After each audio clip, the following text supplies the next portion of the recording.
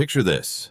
A blizzard, -20, the kind of cold that can kill an unprepared man in one night. And yet Viking families survived. Whole households tucked inside wooden longhouses using heating tricks most modern campers never even think about. Now this isn't a fairy tale, it's physics. Airflow radiant heat dew points. The Vikings understood it even without textbooks. They built reflectors that bounced heat back like the sun. They banked fires the way you'd keep the fire honest in a deer camp. And they layered hides with the same science you'd use today in an army tent. I've tried one of their methods myself, heating stones in a military canvas tent up in Alaska. And let me tell you, it worked exactly the same way it did for them 1,000 years ago. So here's the big question. If they could make it through a Nordic blizzard with nothing but wood, stone, and wool, don't you think we can too? Stick around because the first trick is one you can still build in your own backyard. Hack number 1. Fire reflector walls.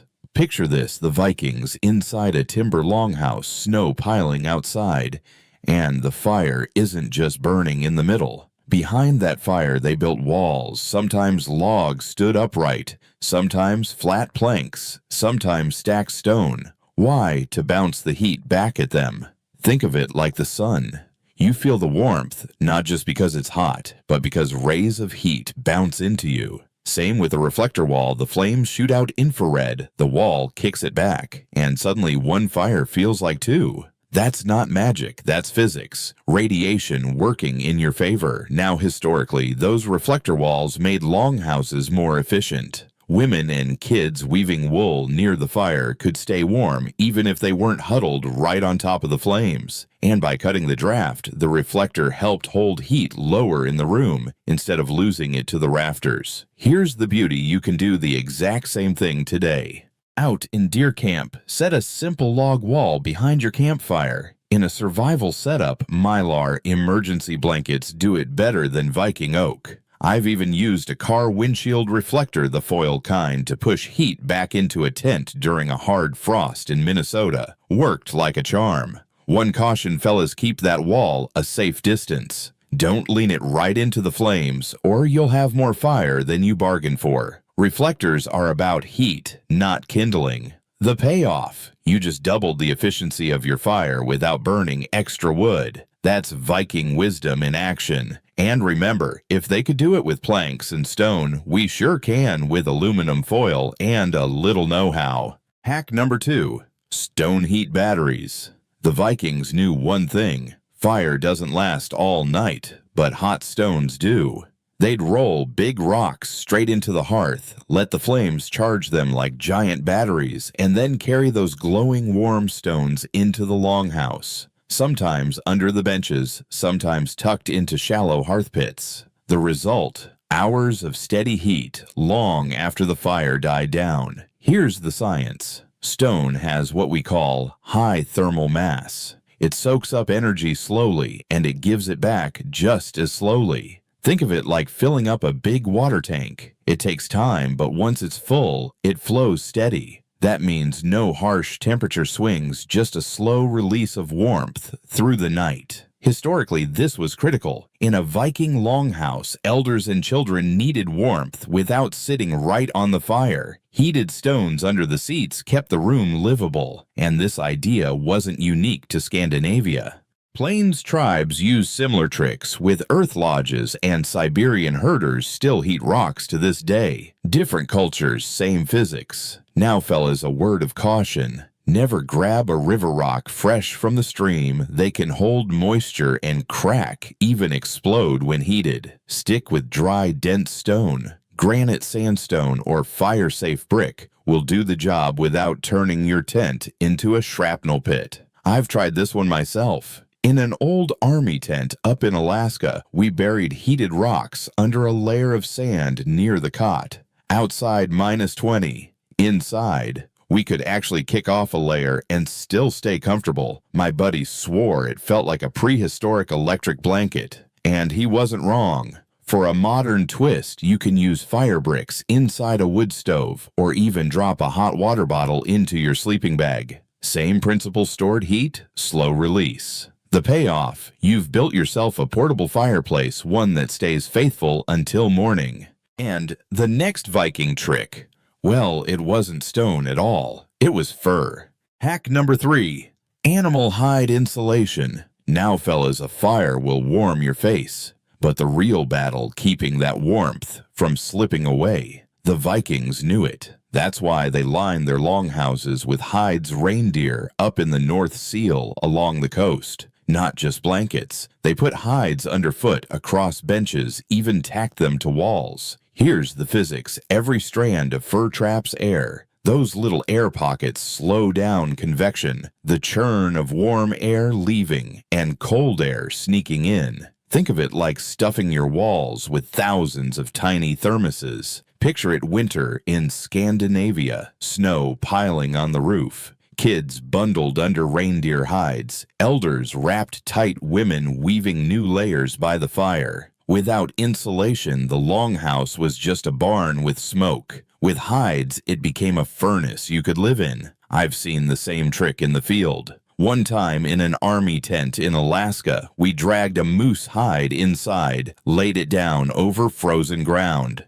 The difference was instant. The cold that used to crawl through the floor stopped dead. Felt like somebody turned on underfloor heating, just a lot hairier. Modern twist. You don't need a reindeer, a wool rug, a bubble wrap liner, even a cheap foam camping mat does the same job. Trap the air, keep it dry, and you've got insulation. One caution: wet fur or wet wool collapses. Once those fibers lose loft, the air pockets vanish, and so does your heat. Always keep your layers dry. The payoff: the Vikings turned hides into heat shields. Proof that with the right materials you can bend the cold to your will. And their next trick: it had less to do with walls and more to do with the ground beneath your feet. Hack number 4.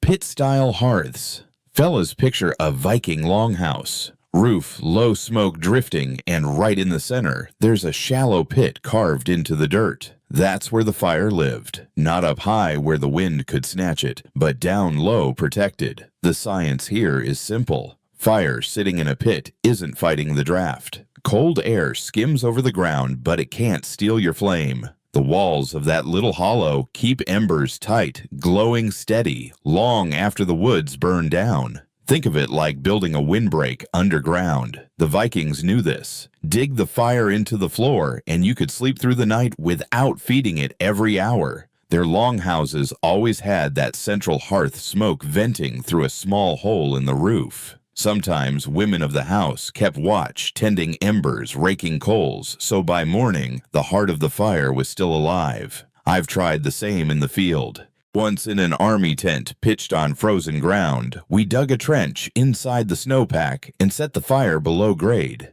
Guess what? The coals stayed hot till dawn, and the tent held its heat like a sealed barrel stove. Modern twist: you don't need a Viking longhouse. In deep snow, dig a trench hearth. On bare ground, carve a shallow pit and line it with dry stone, not wet stone unless you want it exploding in your face. Or use an in-ground rocket stove. Same principle, low fire, steady heat. The payoff: a pit hearth turns fire from a fickle flame into an all-night companion. The Vikings trusted it. You can too. And the next trick: it isn't about wood or stone at all, but the heat we carry in our own bodies. Hack number 5. Shared body heat. Now, fellas, this is as old as humankind. The Vikings didn't each crawl under a solo blanket. No, in those longhouses they built raised beds, long wooden benches running the length of the hall. Families, warriors, even kids slept side by side. Heat wasn't wasted. Your body became part of the furnace. The science is simple alone. Your body loses warmth through every square inch of skin. But push 2, 3 or more bodies together, and suddenly the surface area exposed shrinks. Heat circulates between you, and the cold has fewer cracks to sneak through. Think of it like logs in a fire. One burns out fast, but stack them and they glow all night. History note: those longhouse beds weren't private. They were community heat banks. Women managed blankets, hides, and straw bedding, making sure children stayed in the warmest spots. It wasn't romance, it was survival. Modern spin. The military calls it the buddy system. Two guys zipped bags together back to back in a tent. Hunters still do it in deer camp. Families pack in close in winter tents. I've done it myself in an army tent up in Alaska. Sharing heat was the only reason we didn't wake up stiff as boards. Safety tip: always keep ventilation. Carbon monoxide sneaks in quick when you pile bodies close around a smoldering fire. Keep the fire honest, leave a vent, and you'll be warm and alive come morning. Bottom line, the Vikings proved sometimes the best heater isn't stone or fire, it's each other. Hack number 6.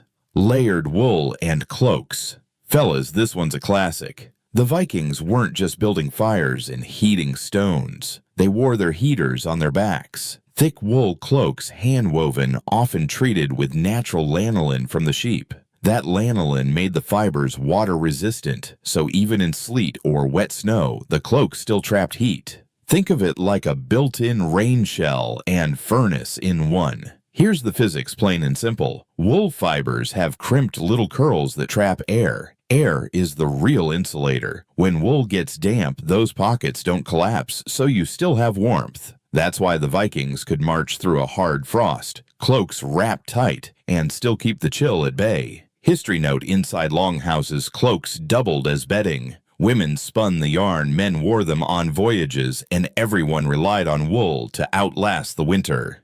Compare that to plains tribes with buffalo robes or earth lodge dwellers who layered furs. It's the same principle: insulation equals survival. Modern twist: grab an army surplus wool blanket, a merino base layer, or even a heavy wool poncho liner. I've used one in a hunting shack when the propane ran out, and let me tell you, while my breath froze on the window, the wool kept my core warm. Felt like carrying my own little campfire. Safety reminder: wool is heavy when soaked. Always keep a dry layer inside. Don't put it too close to an open flame. Wool resists sparks, but nothing's foolproof. The payoff: wool is wearable heat storage. Vikings trusted it for centuries. You can too, whether you're out ice fishing, stuck in a deer camp, or just riding out a winter blackout.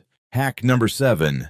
The hearth smoke and ceiling trick. Now fellas, this one sounds strange, but it works. The Vikings kept their longhouse roofs low, just high enough to stand but not so tall that all the warmth rushed out. And here's the kicker: they let the smoke hang under the rafters, almost like a heavy wool blanket stretched across the ceiling. Physics in plain talk.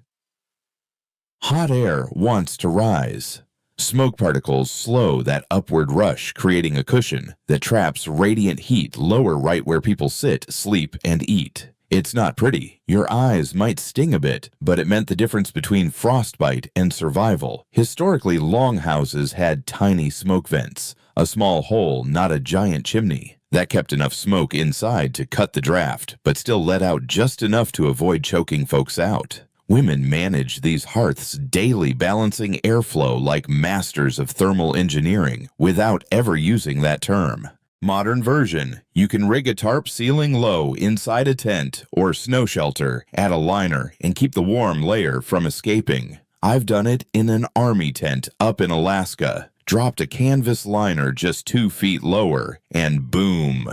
Heat stayed around the cots instead of vanishing up into the dark. Safety heads up: always mind carbon monoxide. Keep some ventilation even if small. Warmth is useless if you don't wake up. The payoff: Vikings turned smoke into a thermal blanket. And today, with nothing more than a tarp and a little know-how, you can do the same. So there you have it, fellas. 7 Viking heating hacks: fire reflector walls, stone heat batteries, animal hide insulation, pit-style hearths, shared body heat pits, layered wool cloaks, and that smoky low ceiling trick. These weren't fairy tales. They were physics, conduction, convection, radiation turned into survival. The Vikings lived through blizzards with nothing but wood, wool, stone, and grit. And if they could do it with their bare hands, we sure as heck can too. I've tested some of these myself in army tents up in Alaska, deer camps in Minnesota, even ice fishing shacks. The results: exactly the same lessons our ancestors learned 1,000 years ago. Heat is precious. Waste nothing. Use everything. Now I want to hear from you. Which hack have you tried? Heated rocks in a tent, a wool blanket in a hard frost, maybe rigging a tarp ceiling in camp? Drop it down in the comments. Your stories are as much survival wisdom as the old Viking sagas. And remember, keep the fire honest, keep your gear dry, and don't let the cold steal your night.